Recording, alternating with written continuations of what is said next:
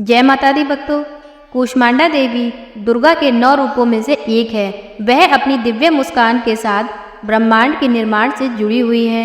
नवरात्रि के चौथे दिन माँ कूष्मांडा की पूजा की जाती है। माँ दुर्गा के इस अवतार को मुस्कुराती हुई देवी के रूप में भी जाना जाता है। उनका नाम ही दुनिया में उनकी भूमिका को दर्शाता है, क्योंकि कूष शब्द का अर्थ होता है छोटा, ऊष्मा शब्द का अर्थ अर्थात ऊर्जा, वही अंडा शब्द का अर्थ अंडा। कू जमा ऊष्मा जमा अंडा अर्थात छोटा जमा ऊर्जा जमा अंडा कूष्मांडा। इन तीनों शब्दों को मिलाकर उसके नाम का वास्तविक अर्थ एक छोटा ब्रह्मांडीय अंडा, क्योंकि माँ कूष्मांडा इस जगत में छोटे ब्रह्मांडीय अंडे को बनाने वाली मानी जाती हैं। आप कह सकते हैं कि उन्होंने अपनी दिव्य मुस्कान से हमारे लिए रहने के लिए एक ब्रह्मांड का निर्माण किया। माँ कूष्मांडा का स्वरूप। देवी कूष्मांडा को अष्टभुजा देवी के नाम से भी जाना जाता है। वे अपने हाथों अलग अलग दिव्य अस्त्र शस्त्र धारण किए हुए हैं। वे अपने एक हाथ में तलवार, एक हाथ में हुक, एक हाथ में त्रिशूल और एक हाथ में धनुष और एक हाथ में तीर, एक हाथ में गदा और एक हाथ में कलश धारण करती हैं। इस कलश में अमृत होता है। इनका वाहन सिंह है, जो निर्भयता और शक्ति का प्रतीक है।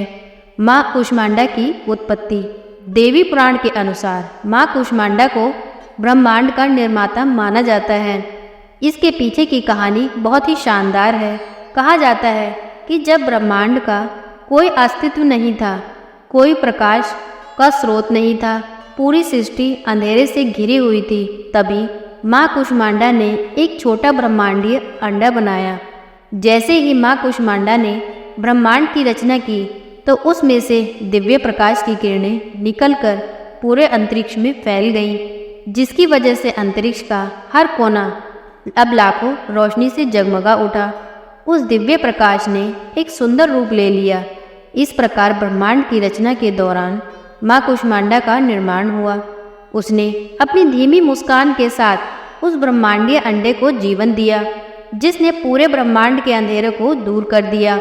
इस घटना के बाद ही सितारों, आकाशगंगाओं, ग्रहों और पृथ्वी के सभी निर्माण की प्रक्रिया शुरू हो गई।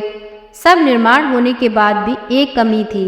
इस ब्रह्मांड पर जीवन का निर्वाह तभी हो सकता था जब जीवन के लिए सही तापमान के साथ सूर्य वहाँ मौजूद हो।